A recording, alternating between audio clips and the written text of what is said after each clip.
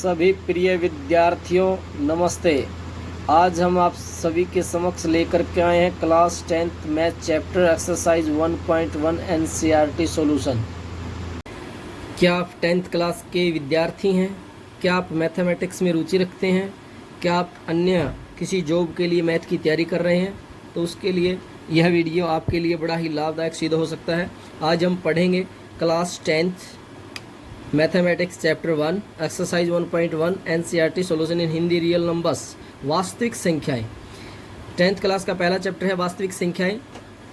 आपने पहले वाली वीडियो में देख ही लिया था कि पढ़ लिया था कि कितने प्रकार की संख्याएं होते हैं और संख्या किसे कहते हैं। और इस फर्स्ट चैप्टर के लिए वैसे तो आप डायरेक्ट क्वेश्चन भी कर सकते हैं, लेकिन बेसिक बातें आपको पता होना चाहिए, नॉलेज आपको ज्ञान होना चाहिए। कल को कोई अध्यापक या कोई आपका बड़ा भाई बहन पूछ सकते हैं कि ये क्या होता है, तो आपको पता होना चाहिए कि केवल नंबर्स के लिए नहीं पढ़ना है, नॉलेज और ज्ञान के लिए आपको पढ़ना है। तो संख्याएं दो प्रकार की होती हैं।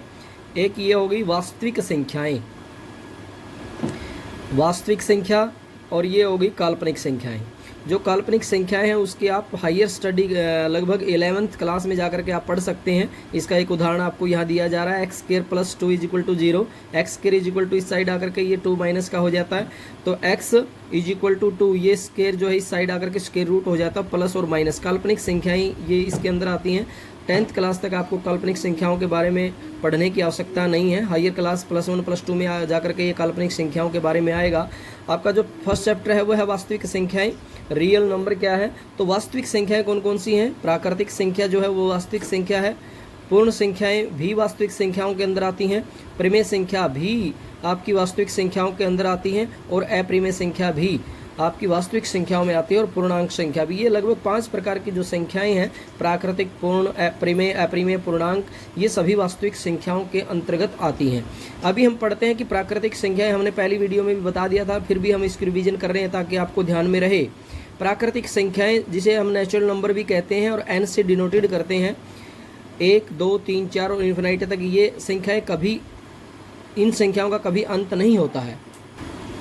यानी कि हमारी ज़िंदगी खत्म हो सकती है, लेकिन ये नेचुरल नंबर, ये प्राकृतिक संख्याएं कभी खत्म नहीं होंगी। नंबर 2 पर पूर्ण संख्याएं जिसे होल नंबर कहते हैं, और W से इसको डिनोटेड करते हैं, इसका सिंबल है। जो यदि हम बात करें 0 में यदि नेचुरल नंबर जोड़ दें, प्राकृतिक संख्याएं जोड़ दें, तो वो होल नंबर बन जाती है। यानी कि जो 0 से लेकर के अनंत तक चलती रहती हैं वो होल नंबर होती हैं, और जो 1 से आरंभ होकर अनंत तक चलती रहती हैं वो प्राकृतिक संख्याएं होती हैं।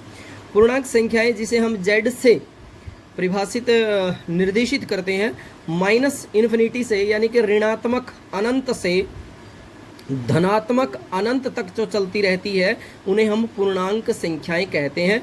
इसका उदाहरण आपको दिया जा रहा है, और ये आपने पहले भी पढ़ा होगा छोटी कक्षाओं में। अब आ जाता है परिमेय संख्याएं। परिमेय संख्या कौन सी होती है? परिमेय संख्या होती है जो P/Q के रूप की होती है, जहाँ Q 0 के इक्वल नहीं होता, P व Q पूर्णांक होता है। परिमेय संख्या कौन सी है? परिमेय संख्या P/Q के रूप की होती हैं, और Q जहाँ पर 0 नहीं होता है, P और Q पूर्णांक होता है। और P और Q का जो HCF है वो 1 के बराबर होता है। अब यदि हम बात करें, 0 एक परिमेय संख्या है, क्योंकि हम 0 को 0/1 के रूप में लिख सकते हैं, और जहाँ Q 0 के इक्वल नहीं है। लेकिन वहीं यदि हम 1 की बात करें, 1 की बात करें, तो 1 परिमेय संख्या नहीं है, क्योंकि 1 को हम 1/0 यदि लिखते हैं तो Q 0 के इक्वल हो जाता है, लेकिन Q नॉट इक्वल टू 0 होना चाहिए। इसी तरीके से 1/3 परिमेय संख्या है, और 2/4 परिमेय संख्या नहीं है। हाँ, 2/4 को जब हम 2 और 1/2 तो परिमेय संख्या हो जाएगी, लेकिन 1/3 है वो परिमेय संख्या नहीं होगी। इसका उदाहरण आप ये देख सकते हैं। फिर है अपरिमेय संख्या। एक तो इसका सीधा सा अर्थ ये भी कह सकते हैं कि जो संख्या परिमेय नहीं होती वो संख्या अपरिमेय होती है। इसका उदाहरण अभाज्य संख्या। अभाज्य संख्या का तो आपको पता ही होगा, जो 1 से बड़ी हो और जो अपने आप से और 1 से डिवाइड होती है और किसी और से भाग ना होती है, उसे अभाज्य संख्या कहेंगे। 2 का स्क्वायर रूट, 3 का स्क्वायर रूट, 5 का स्क्वायर रूट और 7 का स्क्वायर रूट। ये इस तरीके से उदाहरण। अब हम आते हैं जो हमारा जो ये चैप्टर है, पहला चैप्टर 10th क्लास का, उसमें यूक्लिड विभाजन एल्गोरिथम का प्रयोग हुआ है। यूक्लिड विभाजन प्रमेय क्या कहता है कि a ग्रेटर देन होता है b और a is equal to B Q plus R. ये फार्मूला आपको याद कर लेना है। आपने छोटी कक्षाओं में HCF निकाला होगा अलग विधि से, और निकालना है फर्स्ट चैप्टर में भी HCF ही, लेकिन जो HCF निकालना है वो यूक्लिड विभाजन प्रमेय के प्रयोग से निकालना है। वो आपको इसका फार्मूला आपको याद होना चाहिए, a is equal to B Q plus R. R क्या है? आर आपका रिमाइंडर है, शेषफल है, और क्यू क्वोशिएंट यानी कि आपका भागफल है। जो आर की वैल्यू है वो b से छोटी होती है और जीरो के छोटी या जीरो के इक्वल होती है। यदि हम दो उदाहरण यदि हम ले लें, a इज इक्वल टू 5 और b इज इक्वल टू 2 ले लें, और 5 जो ग्रेटर देन है वो 2 है, तो जब हमने इसको डिवाइड किया तो 2 आपका ये आ गया भागफल, तो क्यू आपका ये भागफल आ जाएगा और आर आपका जो है वो शेषफल 1 हो गया। तो अतः यूक्लिड विभाजन प्रमेय क्या करेगा कि 5 is equal to B Q plus R, B Q, B आपका 2 था, क्यू 2 आ गया, रिमाइंडर 1, तो 5 इज इक्वल टू 5, ये सिद्ध हो गया इस तरीके से। तो अभी हम देख रहे हैं कि HCF ज्ञात करने के लिए यूक्लिड विभाजन एल्गोरिथम का प्रयोग करना है। आपको उस तरीके से जो पहले आप छोटी कक्षाओं में निकालते हैं HCF, उस तरीके से नहीं निकालना है। इसमें निकालने के लिए आपको HCF निकालने के लिए यूक्लिड विभाजन एल्गोरिथम का प्रयोग करना है, और जिसका formula a is equal to B Q plus R है। आप इसको याद कर लीजिए। आगे बढ़ते हैं। यूक्लिड विभाजन प्रमेय प्रश्नावली 1.1 क्या है? 135 व 225 का HCF निकालना है, और किस विधि का प्रयोग करना है? यूक्लिड विभाजन प्रमेय का प्रयोग करना है। अभी हम पढ़ते हैं कि 225 ग्रेटर देन है 135 से, सॉरी 225 किससे बड़ा है? 135 से। यूक्लिड विभाजन प्रमेय क्या कहता है?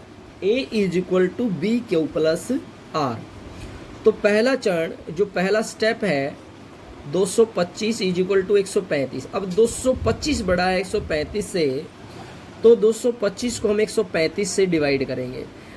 ये हम तब तक भाग डिवाइड करते रहेंगे जब तक रिमाइंडर, जब तक आपका शेषफल 0 नहीं हो जाता, और लास्ट में जिसके भाग करने से शेषफल 0 आएगा वही आपका HCF होगा।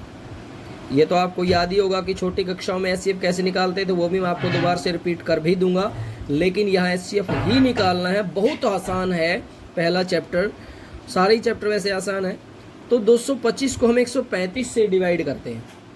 135 1 जा 135, 5 में से 5 गया 0, और ये 12 में से 3 गया 9। अब आ गया यहाँ 90। अब क्या बच गया आपका 200। पहले चरण क्या है कि 225 इज इक्वल टू 135, और ये इस साइड 1 गुणा मल्टीप्लाई 1, रिमाइंडर क्या बचा? 90। फार्मूला यही लग रहा है, a is equal to B Q plus R. हमने a क्या माना है? हमने a 225 को माना है, और b हमने 135 को माना है। तो जब हमने इसको इससे डिवाइड किया, 135 मल्टीप्लाई क्यू यानी कि जो आपका भागफल है वो, प्लस आर यानी कि रिमाइंडर यानी कि आपका शेषफल प्लस 90। अब हम इन दोनों को लेंगे, 135 को और 190 को, सॉरी 90 को, 135 प्लस 90 को। स्टेप टू क्या कह रहा है कि 135 और 90, 135 बड़ा है 90 से, तो अब हम 135 को 90 से डिवाइड करते हैं। 90 कम 90, ये कितना बच गया? 45। 135 इज इक्वल टू 90 गुणा 1 प्लस 45।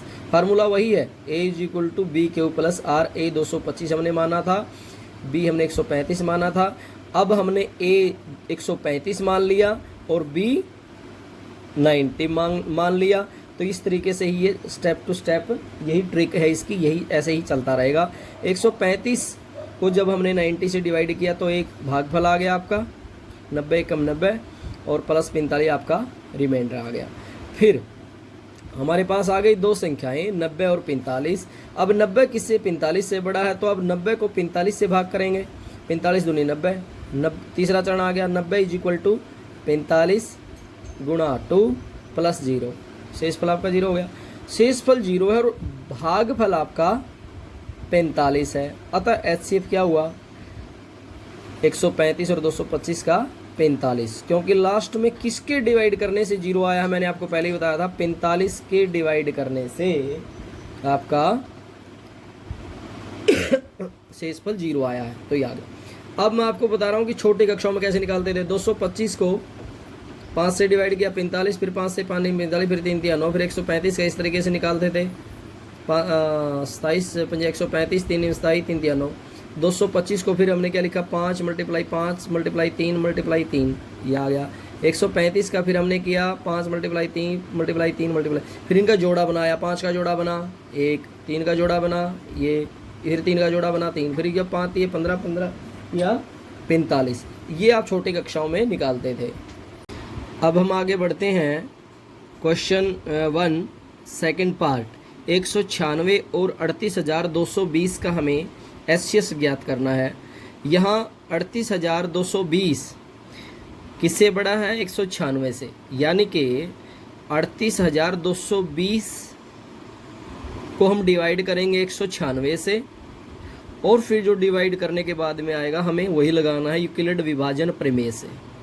यूक्लिड विभाजन प्रमेय क्या कह रहा था, A is equal to BQ plus R। बार बार रिपीट करने की आवश्यकता नहीं होगी, आपको बता ही दिया था कि A हमने ये मान लिया, B हम ये मान लेते हैं, Q आपका क्वोशिएंट भागफल है और R आपका रिमाइंडर यानी कि शेषफल है। जब हम इसके 38,220 को डिवाइड करते हैं 196 से, तो 196 कम 196 186, 2 हम नीचे उतार लेते हैं, 196 निमा हो जाएगा 1764, फिर ये पूरा डिवाइड हो जाता है 195 से। 38,220 is equal to 196 multiply 195 plus 0, ये इसी से डिवाइड करने से आपका शेषफल 0 आ गया। शेषफल 0 हो गया और भाजक क्या था 196, यानी भाजक 196 को डिवाइड करने से 0 आ गया, तो आपका HCF हो गया 96। इसी तरीके से फिर हम आगे बढ़ते हैं 867 और 255 में यूक्लिड विभाजन प्रमेय से। बहुत ही आसान क्वेश्चन है विद्यार्थियों, और ये 10वीं का मैथ आप इसमें 100/100 नंबर आसानी से ले सकते हैं, बशर्ते ये है कि प्रैक्टिस करने की आवश्यकता है। आप प्रैक्टिस जितनी ज़्यादा मैथमेटिक्स की करेंगे उतना ज़्यादा आप इसमें फॉरवर्ड हो जाएंगे। और ऐसा कोई सब्जेक्ट नहीं है जो मतलब कठिन हो, सारे सब्जेक्ट ईजी होते हैं, बशर्ते ये है कि हम उसको लगन से पढ़ें। यूक्लिड विभाजन प्रमेय से 867 को हमने ए मान लिया, इसको हमने बी मान लिया, ये इससे बड़ा है, तो 867 को हम डिवाइड करेंगे 255 से, 255 या 765, 102 बच जाएगा। जैसा कि मैंने आपको पहले कहा कि जब तक हम डिवाइड करते रहेंगे, जब तक 0 नहीं आता, जब तक शेषफल 0 नहीं हो जाता, तब तक हम डिवाइड करते रहेंगे। ये पहला चरण था 867 इज इक्वल टू 255 तिया करके प्लस 102, यानी आपका जो R बचता था वो 102 बचता था। चरण 2 में फिर 255 102 आ जाएगा, 255 बड़ा 102 से, फिर हम 255 को 102 से डिवाइड करेंगे, डिवाइड करने के बाद में 51 आपका रिमाइंडर बचेगा। फिर हम 102 और 51 लेंगे, तीसरे चरण में 102 इज इक्वल टू 51 मल्टीप्लाई 2, यानी कि जब हम 102 को 51 से डिवाइड करेंगे 2 पे डिवाइड हो जाएगा, 0 आपका शेषफल आ जाएगा। और भाजक यानी कि ये आपका भाजक, इसको भाजक बोलते हैं, इसको भागफल बोलते हैं, और ये आपका रिमाइंडर हो गया। तो 51 से डिवाइड करने से शेषफल 0 आया है, तो 51 आपका क्या हो जाएगा HCF हो जाएगा। अभी हम आगे बढ़ते हैं। सेकंड क्वेश्चन है कि दर्शाइए कि कोई भी धनात्मक विषम पूर्णांक 6Q + 1 या 6Q + 3 या 6 क्यू प्लस 5 के रूप का होता है जहां क्यू कोई पूर्णांक है। बहुत ही इंपॉर्टेंट क्वेश्चन है, ज़्यादातर ये एग्जाम में आया है, इसे नोट कर लीजिएगा और इसकी प्रैक्टिस कीजिएगा। समझने का है, रट्टा नहीं मारने का है। स्टेटमेंट क्या कह रही है कि दर्शाइए कि कोई भी धनात्मक विषम पूर्णांक 6q + 1 या 6q + 3 या 6q + 5 के रूप का होता है जहां q कोई पूर्णांक है। लॉजिक क्या है? लॉजिक एक तो आपका यही यूक्लिड विभाजन प्रमेय का फार्मूला a = bq + r, और ये किस रूप का है? 6q + 1, 6q + 3, 6q + 5। कहने का मतलब ये है कि आपको जो q और ये है b यहाँ 6 दे रखा है प्लस r, यानी कि r की वैल्यू आप रखते जाएंगे किससे? 6 से कम, यानी 0, 1, 2, 3, 4, 5 इस तरीके से आप रखेंगे। चलो देखते हैं। माना a एक विषम पूर्णांक है जो 6 से बड़ा है, जो 6 से बड़ा है, अर्थात b = 6। अतः शेषफल 6 से कम होगा, 6 से कम होगा, यानी कि वो 0 हो सकता है, वो 1 हो सकता है, वो 2 हो सकता है, वो 3 हो सकता है, वो 4 हो सकता है, वो 5 भी हो सकता है। यूक्लिड विभाजन प्रमेय क्या कहता है? a = bq + r, a = bq + r। पहले केस में हम a = 6q + 0, हमने r की वैल्यू 0 रख ली। r की वैल्यू क्या रख ली? 0। r की वैल्यू 0 रखेंगे तो a + 6q + 0, यानी a आ जाएगा 6q। 6q क्या है? एक सम संख्या है। 6q क्या है? एक, क्योंकि q कोई पूर्णांक है और 6 जब उस पूर्णांक के साथ में हम उसकी मल्टीप्लाई करते हैं तो वो एक सम संख्या, यानी a जो है 6q आपकी एक सम संख्या है। लेकिन उसने क्या बोला क्वेश्चन में? धनात्मक विषम पूर्णांक बोला उसने। ये आपने ध्यान रखना है कि q कोई पूर्णांक है, उसे 6 से गुणा करने पर सम संख्या बन जाती है। नोट कर लीजिए, ट्रिक है ये। केस 2 क्या कहता है? जब हम r = 1 रखेंगे तो a = 6q + 1। 6q + 1 एक विषम संख्या है। अब आप कहेंगे कि ये विषम संख्या कैसे बन गई? ये विषम संख्या इसलिए बन गई कि जब हम सम संख्या में विषम संख्या जोड़ते हैं तो विषम संख्या ही आएगी। जब हम किसी सम संख्या में विषम संख्या जोड़ते हैं तो विषम बन जाएगी। अब आप कहेंगे कि a = 6q क्या था? सम संख्या थी। 6q क्या थी? सम संख्या। a क्या है? विषम है। तो सम और विषम को जोड़ेंगे तो विषम आ जाएगा। जैसे 3 × 18 और 5 × 30, 6 × 36।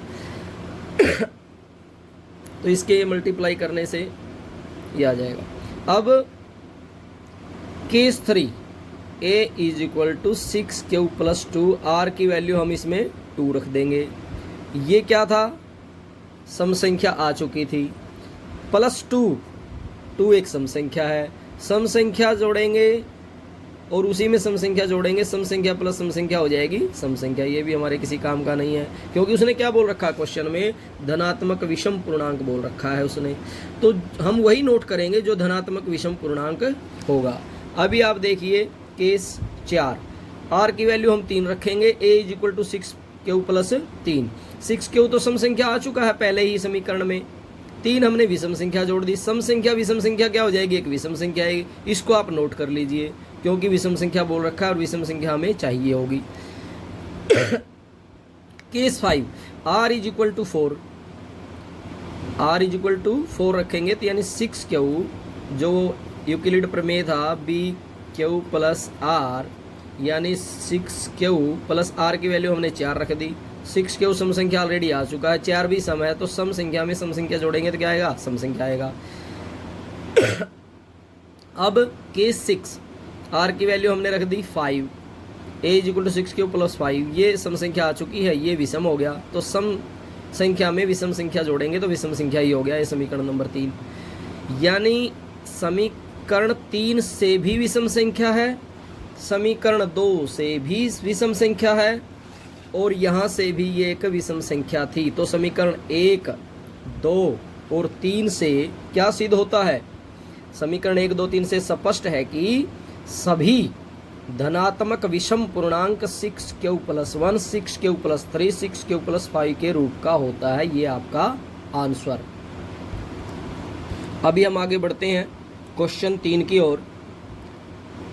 प्रिय विद्यार्थियों, हमारी तरफ से हम अपना बेस्ट देंगे, लेकिन फिर भी कई बार रहता है कि विद्यार्थी समझ नहीं पाता, तो आप कमेंट में ज़रूर पूछें। कॉन्टैक्ट नंबर भी हम इसमें डाल देंगे, ज़रूर पूछिए। और मैं तो ये कहूँगा कि अपने टीचर से आप तब तक पूछते रहिए जब तक आपको समझ में ना आ जाए।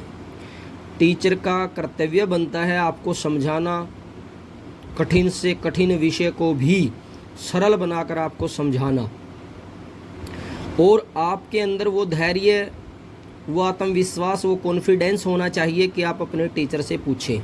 जब आप नहीं पूछते तो कमी आपकी है, और पूछ करके टीचर नहीं बताता तो वो टीचर की कमी है। इसलिए आप पूछिए। और यदि क्लास में आपको ऐसा लगता है कि मैं पूछूंगा और लोग या दूसरे मित्र मेरी हंसी उड़ाएंगे, तो ऐसा मत समझिए। एक समझदार व्यक्ति ने कहा है कि जब आप कोई चीज़, कोई प्रश्न, कोई शंका पूछते हैं तो कुछ सेकंड के लिए आप मूर्ख रहते हैं, लेकिन जब आप पूछ लेते हैं तो आप लाइफ में उस चीज़ के बारे में, उस वस्तु के बारे में, उस विद्या के बारे में जान पाते हैं। वो ज्ञान आपको प्राप्त हो चुका होता है। बीच बीच में ये बात आपसे हम साझा करते रहेंगे। आगे बढ़ते हैं क्वेश्चन की ओर। किसी परेड में 616 सदस्यों वाली एक सेना की टुकड़ी के 32 सदस्यों वाली एक आर्मी बैंड के पीछे मार्च करना है। दोनों समूहों को समान संख्या वाले स्तंभों में मार्च करना है। उन स्तंभों की अधिकतम संख्या क्या है जिसमें वे मार्च कर सकते हैं? अर्थात कितनी टुकड़ी बनेगी हमें बताना है। अधिकतम संख्या HCF हाईएस्ट कॉमन फैक्टर। और इस क्वेश्चन में भी हमने क्या निकालना है? जब अधिकतम पूछ लिया तो HCF हमने निकालना है। यदि वो पूछता कम से कम, न्यूनतम, तो फिर हम LCM निकालते। इसमें अधिकतम संख्या पूछ रखी है तो हम क्या निकालेंगे? HCF निकालेंगे। और HCF भी कैसे निकालेंगे? छोटी कक्षाओं में जो आपने निकाला वैसे नहीं, जो इस चैप्टर में, इस प्रश्नावली में बोल रखा है यूक्लिड विभाजन प्रमेय, उससे हम निकालेंगे। तो 616 वही तरीका लगेगा। 616 किससे बड़ा है? 32 किससे बड़ा है? 616 से। यानी 616 को हम डिवाइड करेंगे 32 से। यूक्लिड विभाजन प्रमेय से 616 बड़ा है 32 से। चरण 1 616 इज इक्वल टू 32 से जब हम डिवाइड करते हैं तो 19 पे जाएगा ये। तो 32 × 19 और शेष क्या बचता है आपका? 8 बचता है। फिर हम 32 और 8 को लेंगे चरण 2 में। 32 इज इक्वल टू 8 चौका 32 चला गया पूरा, 0 शेषफल बचेगा। किसके भाग देने से? 8 के भाग देने से 0 हुआ है, इसलिए भाजेगा आपका 8, शेषफल 0। यानी कि आपका HCF कितना आ गया? 8 आ गया। यानी कितनी टुकड़ी बनेगी?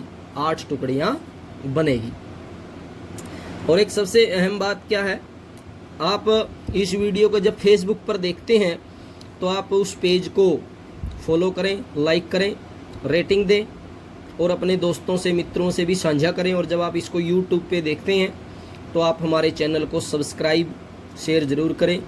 कमेंट में कोई शंका है, कोई डाउट है तो ज़रूर पूछें। आगे बढ़ते हैं क्वेश्चन नंबर 4। यूक्लिड विभाजन प्रेमिका का प्रयोग करके दर्शाइए कि किसी धनात्मक पूर्णांक का वर्ग किसी पूर्णांक m के लिए 3m या 3m1 के रूप का होता है। इम्पोर्टेंट क्वेश्चन है, नोट कर लीजिए, प्रैक्टिस कर लीजिए। माना पूर्णांक a के लिए यहाँ b इज इक्वल टू 3, अर्थात r की वैल्यू क्या होगी? r की वैल्यू हमने क्या क्या रखनी है? 0, 1 और 2। 0, 1 और 2 यूक्लिड विभाजन प्रमेय से फार्मूला आपको पता ही है, समझदार हैं आप। a is equal to B Q plus R. Case 1 r की वैल्यू हम 0 रखेंगे तो a is equal to 3m plus 0। A is equal to क्या आ गया 3m। इसी तरीके से उसने पूछा क्या था, धनात्मक पूर्णांक का वर्ग करने, धनात्मक पूर्णांक का वर्ग किसी पूर्णांक m के लिए 3m या m1 के रूप का होता है। तो हम इसमें क्या करेंगे, दोनों तरफ वर्ग करने पर, स्केयर करने पर, a स्केयर 3m का स्केयर, a स्केयर 3 तिया 9 m स्केयर यानी कि 9m स्केयर। इसको हम इस तरीके से लिख लेंगे 3 is equal to 3m square. क्योंकि आंसर में क्या पूछा है उसने, आंसर में पूछा है उसने m के लिए 3m और 3m के रूप का होता है, इसलिए जैसा आंसर पूछा है उसको ही हम वैसा ही बनाने का प्रयास हम करेंगे, यही ट्रिक है। तो 3m स्केयर हो गया, तो इसको हमने 3 बाहर निकाल करके 3m स्केयर रखा। 3m स्केयर को हमने क्या मान लिया, m मान लिया। 3m स्केयर को हमने क्या मान लिया, m मान लिया। तो ये 3m क्या हो गया, 3m स्केयर क्या हो गया, m मान रखा है। 3 ये है तो 3m आ गया, समीकरण 1 हो गया। यानी a square is equal to 3m का रूप समीकरण 1। केस 2 क्या है, केस 2 में हमने r की वैल्यू रख ली 1, a is equal to 3m plus 1। इसी तरीके से दोनों तरफ वर्ग करेंगे, a square is equal to 3m plus 1 का स्केयर। छोटी कक्षा में आपने पढ़ा होगा, शायद 7वीं 8वीं में आपका ये फार्मूला आ जाता है, a प्लस b का स्केयर। क्या फार्मूला है, a square plus b square plus 2ab। 3m का स्केयर 1 का स्केयर 2ab, ये आपका a हो गया और ये आपका b हो गया। 2ab यानी 2 multiply 3m plus 1। 3m square, 3m square और 2 तिया 6m, और ये 1 का स्केयर करेंगे तो 1 ही रहेगा, इसकी मल्टीप्लाई इसके साथ करेंगे तो 2 तिया 6 6m ही रहेगा। अब इसमें से, इन दोनों में से हमने 3 बाहर निकाल लिया तो क्या बच गया 3m स्केयर, क्योंकि ये 3 तिया 9 है ना जी, ये 3 तिया 9 है, तो 3m स्केयर अंदर बच गया और 3 दूनी 6 2m अंदर बच गया प्लस 1, ये ऐसे का ऐसा। माना 3m square 2m is equal to m, माना 3m square is plus 2m is equal to m, तो a स्केयर ये हमने m मान लिया 3m प्लस 1, तो a स्केयर किसके इक्वल हो गया 3m प्लस 1 का रूप, और ये हो गई समीकरण नंबर 2। आगे बढ़ते हैं। केस 3 में r इज इक्वल टू रख लिया हमने 2, फार्मूला वही चल रहा है, a is equal to B Q plus r। a is equal to 3m plus 2, वर्ग दोनों तरफ करेंगे, वही formula a square b square plus 2ab। a square ये आपका a है, ये आपका b है, b square plus 2ab। 9m square और ये 3 तिया 9 हो गया, और ये 2 दूनी 4 और 4 तिये 12m, और ये 3 प्लस 1। कैसे 2 दूनी 4, 4 को हमने 3 प्लस 1 कर दिया, क्योंकि इस बीच वाले हिस्से को हमने m मान लिया। जैसे आंसर मिलाना है तो उस अनुसार ही ये ट्रिक है, तो इसको हमने सारे को m मान लिया, तो 3m प्लस 1, तो a square is equal to 3m plus 1 का रूप समीकरण नंबर 3। अतः किसी धनात्मक पूर्णांक, समीकरण 1 2 और 3 से किसी धनात्मक पूर्णांक का वर्ग किसी पूर्णांक m के लिए 3m या 3m के रूप का होता है। अब 5th क्वेश्चन क्या है, यूक्लिड विभाजन प्रमेय का प्रयोग करके दर्शाइए कि किसी धनात्मक पूर्णांक का घन, पहले वाले क्वेश्चन में था वर्ग दोनों तरफ स्केयर करने पर, और इसमें अब क्या है घन यानी cube, 9m plus 9m plus 1 या 9m प्लस 8 के रूप का होता है। माना धनात्मक पूर्णांक a है, वह b इज इक्वल टू 3। हमने b को 3 मान लिया, 3 तिया 9 9 तिया 27 जो इसका घन होता है, इसके अनुसार छोटे रूप का ही हमने मान लिया ताकि बड़ी समस्या ना बने। अर्थात a इज इक्वल टू पहले वाले क्वेश्चन की तरह, पहले वाला क्वेश्चन यदि आपको समझ में आ गया, प्रैक्टिस कर ली, तो ये भी आसानी से समझ में आ जाएगा। यदि पहले वाला नहीं आया तो ये भी नहीं आएगा। r इज इक्वल टू 0 1 2, उसमें भी ऐसा ही रखा था हमने। यूक्लिडी विभाजन प्रमेय का प्रयोग करेंगे, is equal to B Q plus R. वही a is equal to 3m plus r। Case 1 r की वैल्यू हम 0 रखेंगे, 3m plus 0, a is equal to क्या आ गया 3m। दोनों तरफ घन करेंगे, दोनों तरफ घन करेंगे, घन a का cube is equal to 3m का क्यूब, तो 3 3 9 9 27। अब हम क्या करेंगे, अब यहाँ थोड़ी समझने की बात है। 3m क्यूब को हमने m मान लिया, 3m क्यूब को हमने m मान लिया, और ये क्या आ जाएगा 9 3 9 3 27, इसी के टुकड़े किए हमने। 3m क्यूब को m माना है तो 9m, क्योंकि हमें किसके रूप का क्वेश्चन क्या प्रूव करना है, हमें सिद्ध करना है 9m प्लस 1 9m प्लस 8 के रूप का होता है, ये हमने प्रूव करना है। तो हमें ऐसे ही चलेंगे। तो देखो अब ये आ गया 9m तो हो गया प्रूव, प्रमाणित हो गया। a cube is equal to 9m, समीकरण नंबर 1। इसी तरीके से हम रखेंगे a is equal to 3m plus 1, दोनों तरफ घन करेंगे। फार्मूला आपने छोटी कक्षाओं में देखा होगा, अभी मैं फिर भी बता रहा हूँ। a प्लस b का cube, a cube plus b cube plus 3a square b plus 3b square a, ये आपका फार्मूला है, नोट कर सकते हैं, प्रैक्टिस कर सकते हैं। पुनः कोशिश करनी है, प्रयास करना है कि जो चीज़ आप याद करें वो याद ही रहे, भूल कम लगे। बड़ी आयु होती जाएगी तो भूल तो फिर अपने आप जाएंगे, इसलिए आप कोशिश करें अभी से याद रखा जाए। r की वैल्यू 1 रखी, 3m प्लस 1, दोनों तरफ क्यूब किया, a cube plus b cube plus 3a square b plus 3b square a, ये आ गया।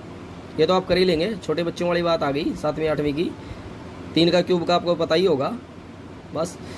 तो हमने यहाँ 9 बाहर निकाल लिया, 3m cube plus 3m square plus 3m plus 1, इस बीच वाले हिस्से को हमने m मान लिया, तो 3m प्लस 1 समीकरण नंबर 2। 9m प्लस 1 भी प्रूव हो गया, ये था। अब हमें क्या प्रमाणित करना है, 9m प्लस 8 हमें सिद्ध करना है। केस 3 में r इज इक्वल टू हम 2 रख देंगे, a is equal to 3m plus 2, दोनों तरफ घन कर देंगे। 3m प्लस 2 का cube, a cube plus b cube plus वही फार्मूला लगा करके 2 दूनी 4 4 दूनी 8 हो जाएगा, इसका 3 3 9 9 27 हो जाएगा, इसका 3 3 9 9 दूनी इसका 3 3 9 और 3m square a square b। तो ये सारे का सारा जब आप इससे मल्टीप्लाई करेंगे तो 3 3 9 9 27 और प्लस 2 3a स्क्वायर b और प्लस 3a स्क्वायर b, तो 27m स्क्वायर क्यूब और ये 8 आ जाएगा। और जब हम इससे मल्टीप्लाई करेंगे 3 3 9 9 दूनी 18, इसका स्क्वायर आ जाएगा, और 2 दूनी 4 4 दिए 12 12 दिया 36।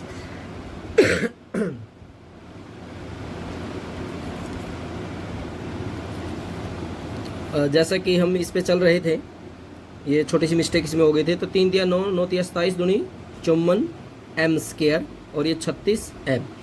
इस बीच वाले हिस्से को, इसको और इसको लेकर के हमने 9 बाहर निकाल लिया, तो 9 3 27 9 6 54 और 9 चौका 36। इस हिस्से को हमने m मान लिया 9m और ये 8 बच गया, तो a क्यूब 9m प्लस 8 का रूप, यानी कि समीकरण नंबर 3।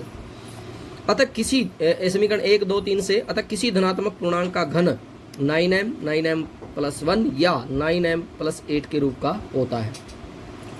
इम्पोर्टेंट क्वेश्चन है, प्रैक्टिस कीजिएगा, समझिएगा, रट्टा मत मारिएगा। और यदि कोई डाउट है, कोई शंका है, तो आप कमेंट में ज़रूर बताइएगा। हर प्रकार की आपकी समस्या का समाधान करने का प्रयास करेंगे। उद्देश्य यही है कि आपको आसानी से समझ में आ जाए, डरने की आवश्यकता नहीं है। प्रैक्टिस करेंगे, अभ्यास करेंगे तो सब संभव है।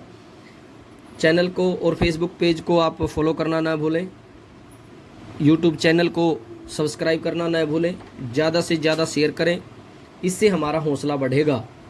और कहते भी हैं कि सबकी उन्नति में अपनी उन्नति, इसलिए आप ध्यान से पढ़िएगा।